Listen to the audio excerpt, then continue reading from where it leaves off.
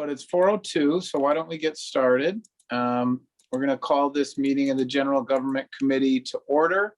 Joined by my colleagues, Councillor Govan, Councillor Davila, Councillor Perez, and Councillor Walsh, who is also a member of this committee. We've got two agenda items on for tonight.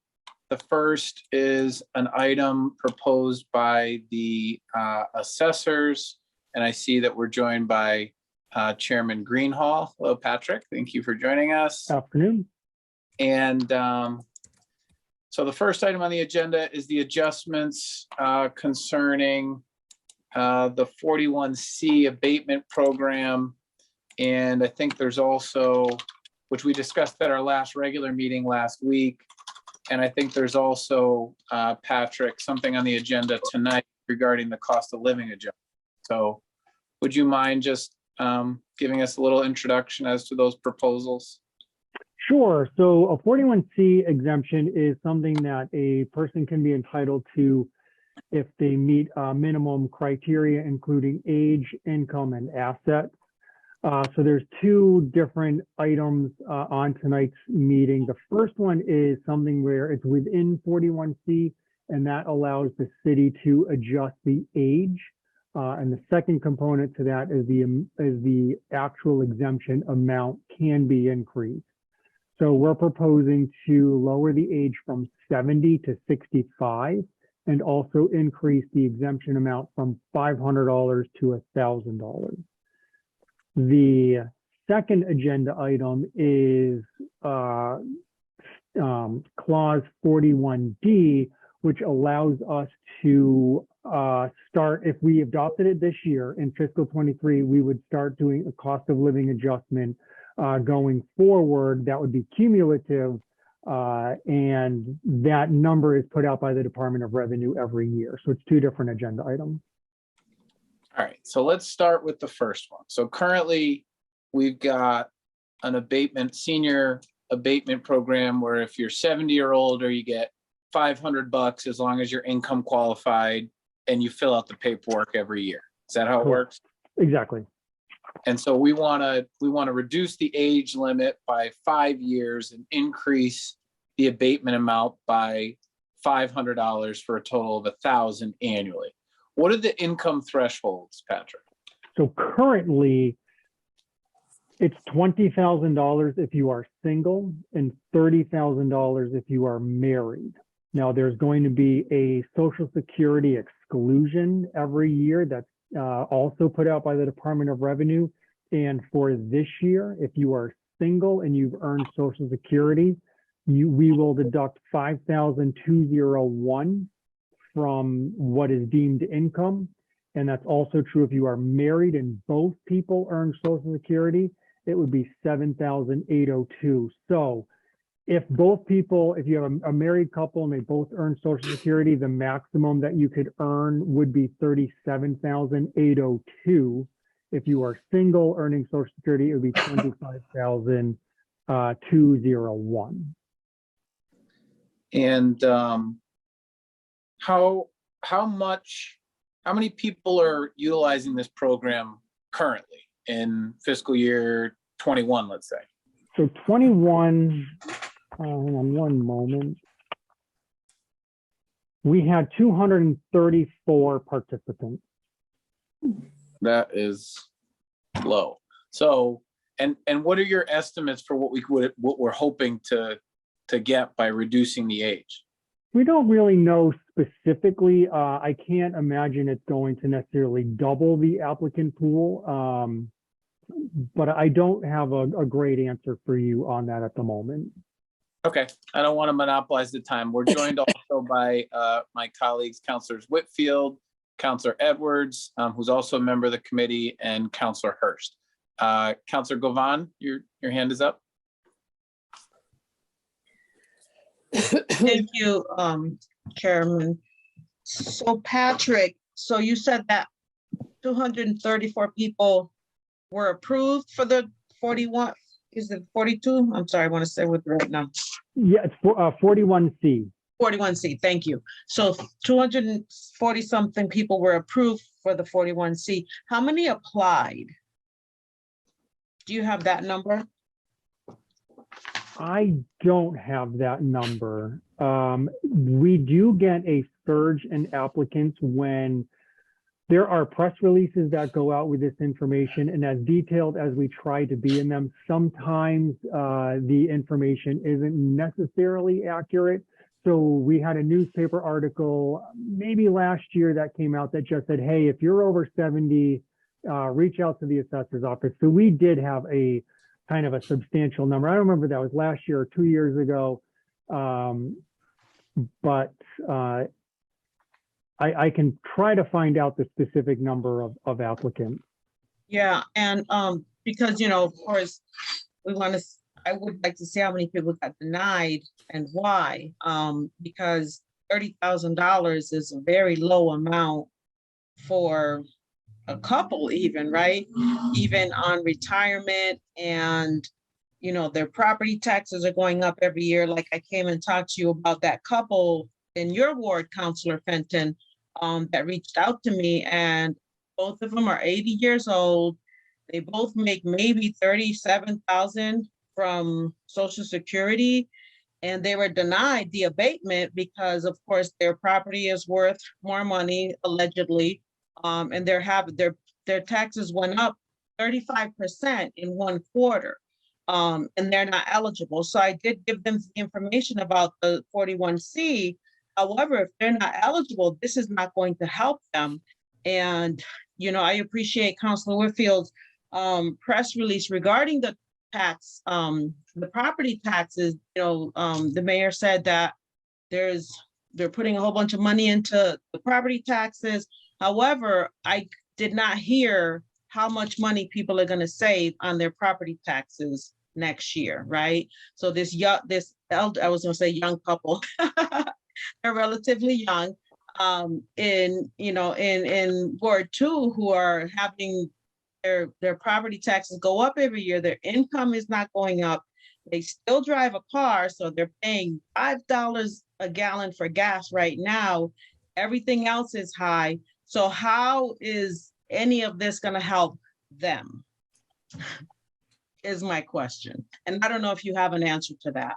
But that's really my main concern whenever I think about abatements or, you know, property taxes. It's just that people in our city, you know, and this couple, of course, they worked their entire lives. Now they're retired. They should be not having to worry about their property taxes going up, you know, every quarter, just about. Thank you, Mr. Chair. So just to respond a little bit, yeah, so some of the free cash that's being used certainly lowers the tax rates, and that benefits everyone, not just you know, anyone in particular, but that does benefit the whole class of taxpayers in the city of Springfield. So that's certainly very helpful. These programs are statutory, and the thresholds are within the statute.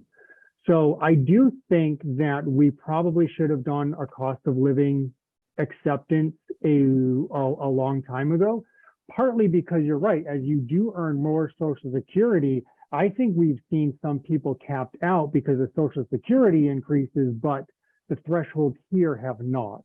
So I do think it's important this year to certainly adopt the cost of living so that we can start utilizing that going forward and sort of build on those percentage increases. Thank you. Councilor Davila, followed by Councilor Walsh. Thank you, Mr. President. Good afternoon, Patrick. Patrick, I think this is a good step in the right direction. I'm very intrigued by this program. And I do have to concur with Councilor Govan that currently the 234 people that we are participating in this program is very low. With that being said, and the income guidelines, I think you mentioned it's about 30,000 for married couple, correct? Yes. Okay. So as I'm looking at this, even though it's, in my opinion, it's a step to the right direction, it seems to me is that all or nothing. And so I wonder if, Patrick, if it's possible, I don't know whether it's permissible by law or something you guys have considered, that have to have some sort of kind of a sliding scale where you might not qualify for the whole thing, but say you could qualify for 750 as opposed to 1,000. Have you guys looked at that option? In the potential or with the goal of increasing the amount of people that qualify? It is basically all or nothing.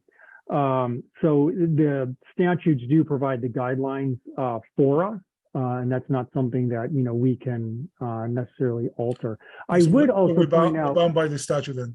correct. I would point out that a lot of people seem to not be aware also about the senior citizen circuit breaker. And I have that conversation with almost every single person that I talk to who's over 65, because that's a program that's run through the Department of Revenue. Somebody does need to file their income taxes with the state. And what I hear all the time is, well, I don't need to. Well, that may be true. You may not need to. You still may benefit from the tax credit, though. Right. So that's also, I think, really important. And we do our best to try to educate people on that also. What if we do instead of 65, if we do 62? The statute only allows us to 65? go to 65. Okay, Right. so we're bound by 65. Okay, Right. okay. So it seems to me then that the question here, since we're bound by statute, is how do we make this more accessible and for people to be aware of this, correct? Oh, of course. Yeah, no, just educating people that it's available, of course. And what's your plan for that, Patrick? Well, we do a press release every single year. So we would certainly continue with that. Recently I did a neighborhood council meeting with the Outer Belt and I'm happy to do those as well. Anyone who calls us, we certainly talk about it also. Yeah. Have you been in contact with Ed Whitley from the city for the neighborhood consortium? No, I have not. Okay, I think if I'm a humble suggestion, Patrick, Ed Whitley will be a great resource for this. I could see you presenting this to the whole consortium of neighborhoods in the city. And I will also, if you send me an email, I would love to put you in contact with our new president of our association, because at least here in Forest Park, I think this is something that we would be very interested to hear more as a way of disseminating the information. But again, Patrick, as I say, I think it's a good step in the right direction. Unfortunately, we're bound by, according to what you say, by statute, but good step. And let us be realistic. We need to continue to make people's life easier, as we know that everything is getting more expensive and the cost of living has increased about 5 or 7%. So thank you, Patrick. Thank you, Mr. Chair. Those are my questions. Thank you. Just one brief follow-up. Councilor Whitfield asked if we reach out to other organizations, and we don't in particular. However, I certainly am happy to. So I'm going to start compiling a list of everyone, especially if these numbers changes. If we adopt 65 instead of 70, if we increase the dollar amount and the cost of living adjustment, I think there should be an educational component to that. And I think Councilor Whitfield's right, is reaching out to some of these organizations that also do this kind of groundwork is super important. Thank you, Patrick. You're welcome. Thank you. Councilor Walsh, followed by Councilor Perez. Thank you, Councilor Fenton, and I agree with everything that's been said before me, and I like the idea of you doing outreach. And my concern is similar to Councilor Govan and Councilor Davila, is that is there some way that you can change, who sets the statute, and is there some way that can be petitioned so that the income level is higher? The legislature, they're the ones who set the statute. Could there be a petition specifically to change that? I don't know the answer to that. I'm not sure the legislature would really want to do too many home rule petitions where it alters sort of taxes and things like that. So I don't know the answer. What we have for today are really just sort of good options for us that regardless of where the conversation goes from here, I do think, we definitely need to vote these in support of these. Oh, yeah, I'm definitely in support of them, but I'm just, the example that Zeta gave us, I'm sure there's a lot of other people that fit into that category that might fit some parameters, but not all, and aren't going to get any help, which, if they're in their 80s or so on, it's really going to be difficult for them. Do we still do volunteer, a break for volunteer work? No, not at this point. I don't think the program was ever fully. I thought Councilor Ramos, do you remember Councilor Fenton? I thought we voted on The senior, yeah. The senior tax write-off or work-off. Yeah. I'm sorry, Councilor Fenton. yeah. Well, we definitely passed it. I don't know if it was ever implemented. I think it was also right around, the start of COVID. Okay. I know that the program implemented doesn't have income restrictions. Right, that's what I was thinking. Is that something that's a home rule petition, or is that something that we can pass or follow up on? I'd be happy to have another meeting on it, but we did already pass it. So it is, yeah, That's what I- we did pass it. And my recollection is it's $500. Yeah, yeah, absolutely. And Patrick, refresh my memory. What's the circuit breaker? The circuit breaker, I don't know the ins and outs of it, but that is something that can be earned through filing your income taxes with the state. And it does look at how much you pay in rent or real estate taxes. And it's a credit that is earned on your taxes. So there's a whole formula that the state utilizes. Okay, well, I do plan on supporting these. Definitely a step in the right direction. I hope the program can go higher and higher. Thank you. Thank you. Councilor Perez? Yes. I just wanted to ask, looking at the statute, when it comes to the Social Security, you could start earning at age 62. And that was one of my questions, why 65 and not 62? That's part of it. I know that you could start in financial assistance from the Social Security at 62. And my question was, why 65? You know what I'm saying? And I think that's something that we could look into as counselor and looking at the statute. My second part is that, Patrick, I'm gonna have the New North Citizens Council contact you because I think that because of the language barrier, and specifically in my neighborhood, I know there's potential qualifiers, but because it's not presented in their language, I don't think they are participating and benefiting from this benefits. Thank you so much, Mr. President. Chairperson. Please, yes, have them reach out. I don't have them yet for fiscal 23. Obviously, today's vote would kind of dictate the forms that I create for July 1st. But we did have them in Spanish last year. Thank you very much. Okay. So I think that appears to cover all the questions, Patrick, we have on the 41C program. And so just to go back to the 41D proposal. So the 41C would reduce it from 70 to 65 in terms of eligibility, would increase the benefit from $500 to $1,000.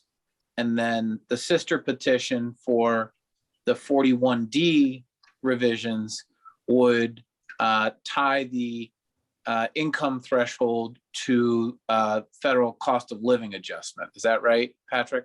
That's exactly right. Okay. This year, for example, if we adopt it for fiscal 23, it would be a 7% change.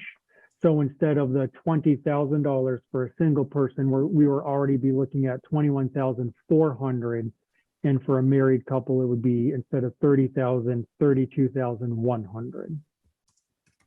And Patrick, barring any changes to state law, are you aware of any other senior abatement programs that we could utilize that would advance these benefits any further? Or is this the full extent of the tools that the city has as allowed by MDOR for property tax relief for seniors? There are other programs that I wouldn't necessarily advocate for.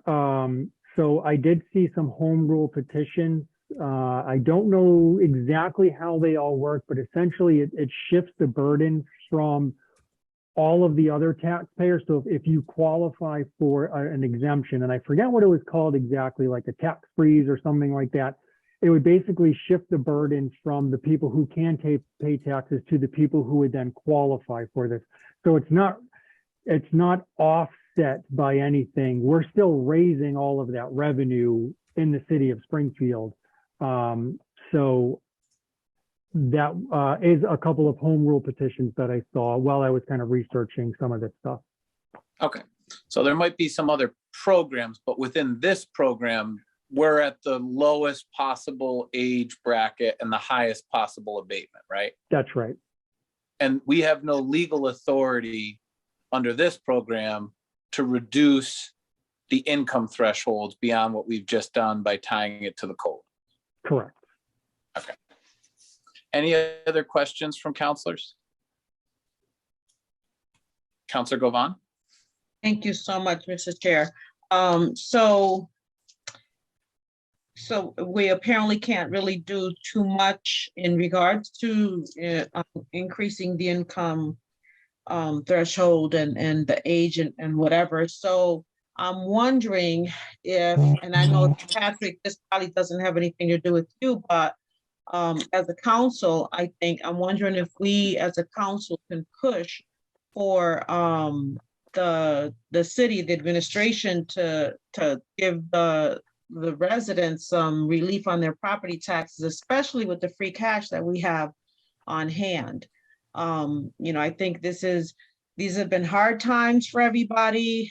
Everybody's feeling it. Everybody's, at their wit's end. And if the city has an opportunity to give some relief, even just for this year, I think moving forward, I think this is a good opportunity for us to do that. So I would really encourage us to find a way to make that happen. But Patrick, I'm definitely going to support this. I think it's a good start and it's a good move forward. Maybe in the future we could think about how we can change those statutes.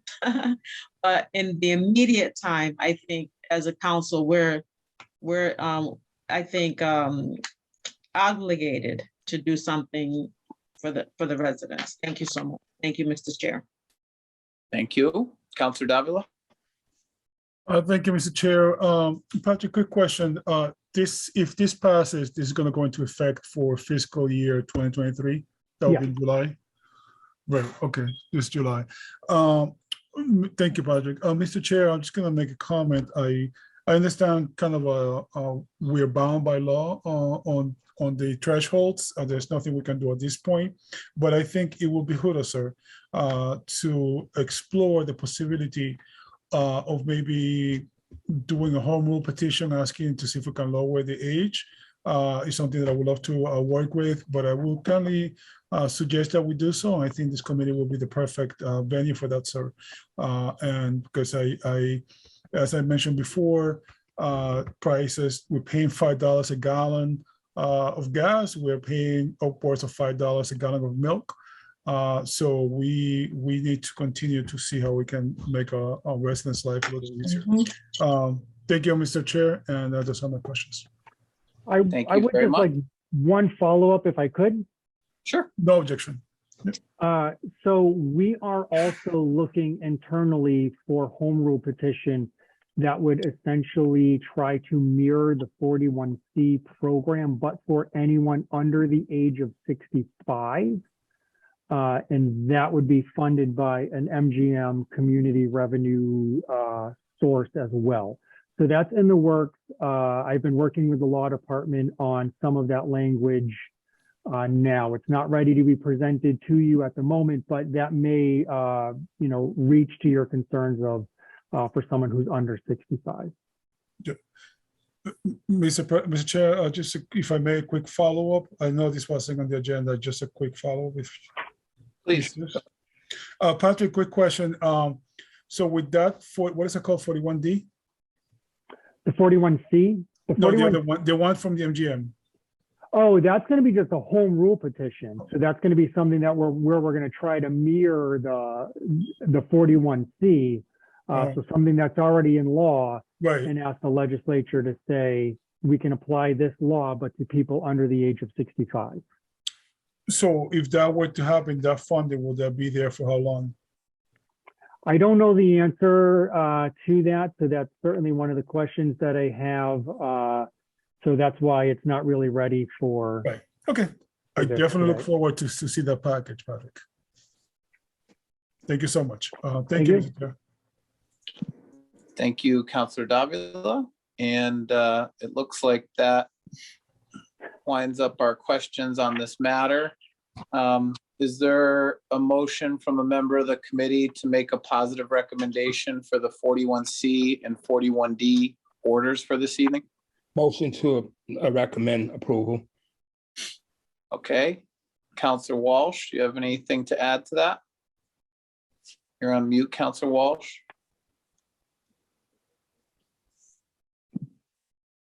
I'm sorry, Counselor Walsh, you're on mute.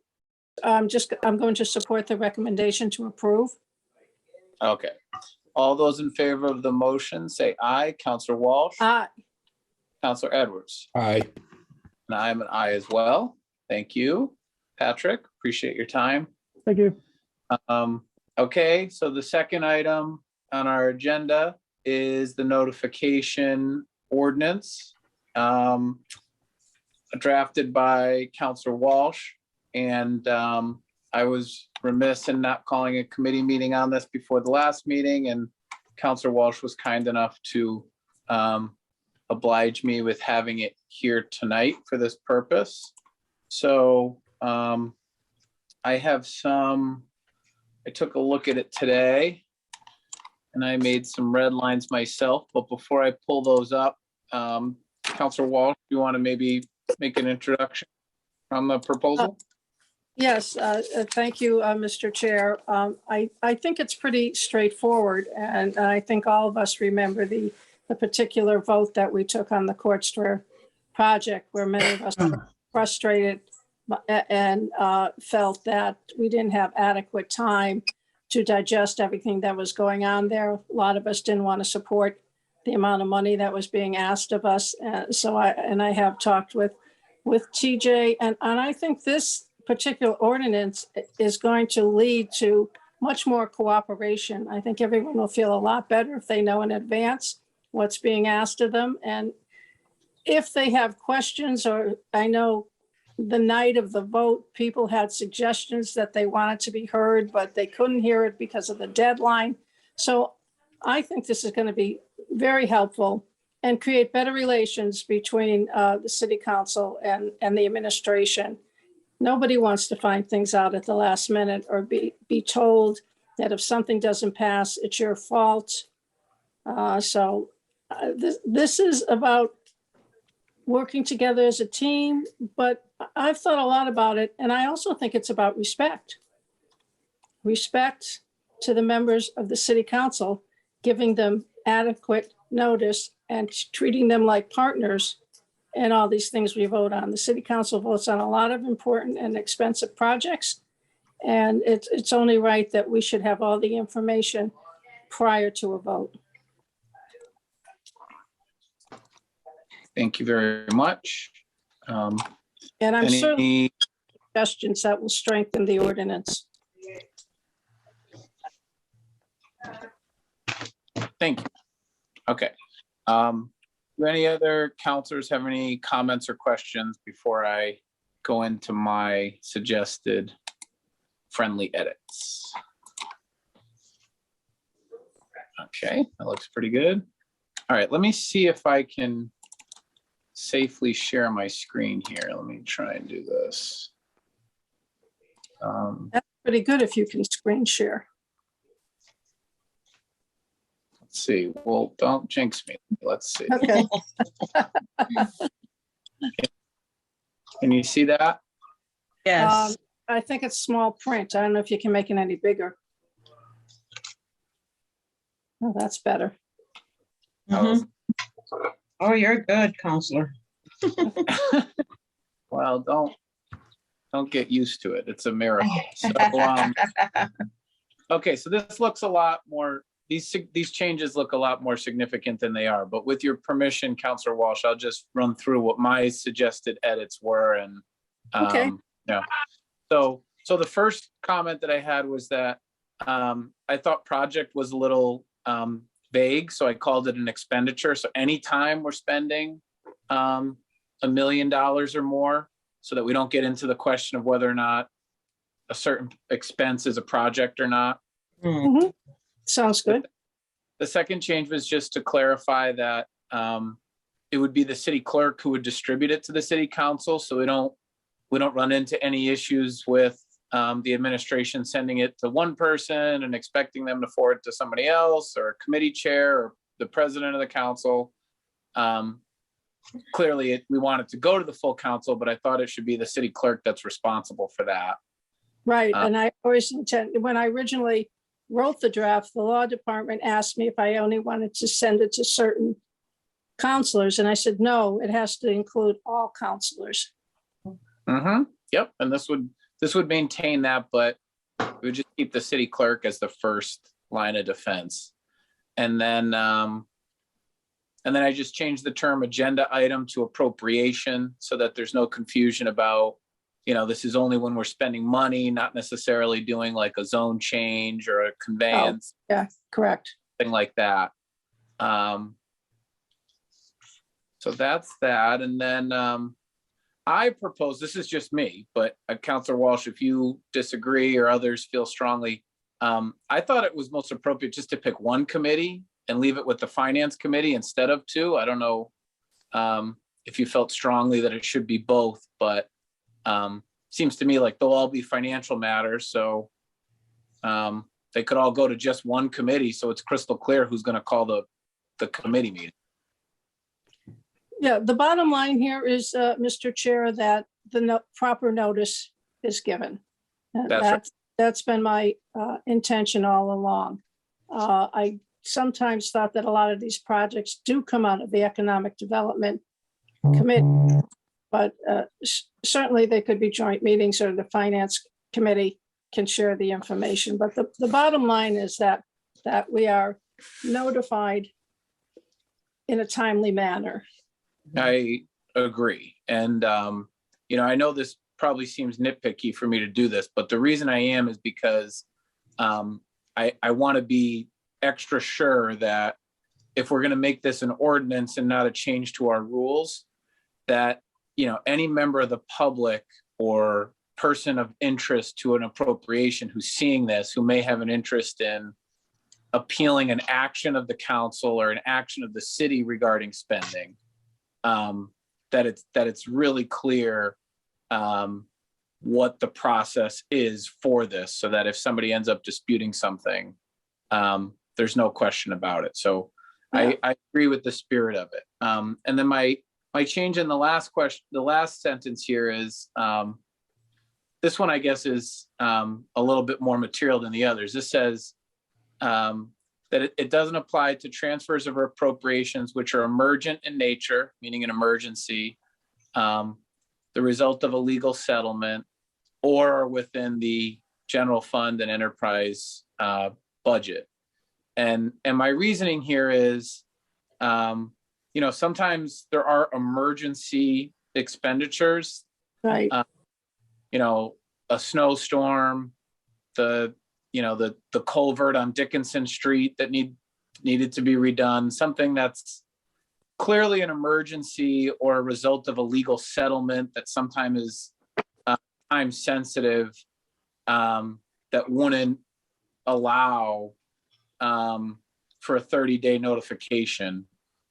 Something certainly very different than a bond issuance or something that can be foreseen well in advance of 30 days. So I don't know if you're all right, if everybody's all right with creating carve outs for emergencies and legal settlements, but it seemed to me like, that would be appropriate. Right, and let's not forget that really what what the basis for all this was the Court Square vote, and the administration knew in January that there was a problem with it and didn't alert the council until almost 2 weeks before the vote, not giving members, leaving them frustrated. You know, I almost didn't vote for that project because I'm so upset at the way it was handled. And I supported the council.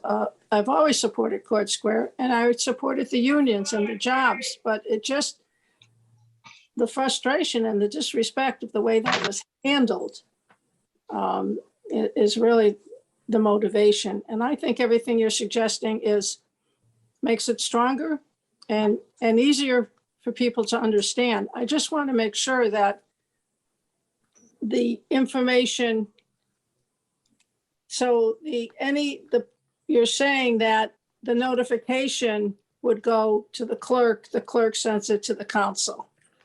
That's right. That's right. Okay. So that's And probably, if you wanted, we could make it the president of the council, but I feel like, I think the we all got, buddy. yeah, I think, Yeah, the clerk's there 9 to 5 and right. the more reasonable alternative. And I know there's some questions, but before I get to them, I just want to talk about my last change here, which is to the last section. And there was a provision here that said the CAFO will report to us quarterly on Right. projects that are over $1 million. And I could see a situation where we would want more often reporting than that. I could also see a situation where we really don't want that level of reporting. So my proposal was just to say that when any member of the council requests it, then the CAFO will submit the update to us, including all the information you described. And I don't want to agree in advance that it's going to be quarterly because it might not be that often, and it might need to be more often than that. Yeah, and I did speak with the CAFO, and he told me there are going to be several projects coming up in the near future that the council will need to be briefed on. And he's willing to do that. Okay, great. So Councilor Davila has had his hand up patiently waiting for a while. Councilor Davila. Thank you, Mr. President. I'll be brief with my question. Some basic questions. So if the Honorable and Wise Council passes this, this will take effect immediately, correct? No. Upon passage, signage of the mayor. Signage of the mayor. Right. And this is second and third step, right, Catering? Yes, second and third. Yeah. Yeah, so none of these changes I don't think any of these changes are material in a way that would make us go back. So we would do second and third step, and then assuming it passes, then it goes to the mayor, and he can either sign it, fail to sign it, or veto it. And In which case we can act accordingly. right. So we could either override the veto, or Right. I think he has 20 days to sign it. So if he doesn't sign it after 20 days, it automatically goes. Correct. Now, Mr. Chair, with regards to the emergent in nature, all the results of legal settlements, that we still will have to approve that transfer, right? It just wouldn't be 30-day notice. It will be less than 30 because of the nature of the request, but we still have to be approved for the appropriation. Correct? That's absolutely right. Okay, all right, just to clarify that. No, I think the changes are solid, Mr. Chair. It's a good way of ensuring that people's money is wisely spent. I just want to say that when we had the vote for the pension bond, I did appreciate the communication with the administration, and I was able to make a difficult decision. But I felt that because I was given time to process and to talk about this, I was able to make my decision on the issue, and that helped tremendously. And sure way, in my opinion, is the way that everything should be. I'm not going to ponder past issues, but we do have an obligation to ensure that the money is used wisely for any department in the city, because that's what we're here for. We are here to watch after the residents fiduciary duties. And so thank you, Mr. President. Good changes. Thank you. Okay, any other counselors? Okay, But I'd like to thank you, Mr. Chair, Counselor Fenton, for improving the ordinance. well, thank you for drafting it. Is there a motion to make a positive recommendation for these changes? Motion to make a positive recommendation. Is there a second? Can I second it? You can, yes. Ordinance. Okay, all those in favor, Counselor Edwards, Yes. Counselor Walsh, Yes. and I am also a yes. So I will email this to all counselors and we'll put this in the form of a motion on for the last agenda item tonight. That concludes our regular agenda here. I just want to alert the counselors and members of committee present that I have been in touch with Director Signoli about my speed hump proposal. And I hope to get that done before our next meeting before the end of summer recess. So I think the next meeting we'll call on this subject will probably involve a pickup of the discussion on speed humps that I've been working on. Counselor Govan? I just wanted to know more about that because we really need those. Thank you. Yep. Happy to talk with you about it, and we'll have a full meeting dedicated just to that. Excellent. Thank you, sir. All right. Thanks, everybody. Is there a All right. motion to adjourn? So moved. Okay. Second. Okay. All those in favor, Counselor Edwards, Yay. Yay. Counselor Walsh. Yes. Okay. I am a yes. Meeting is adjourned. See you all very shortly.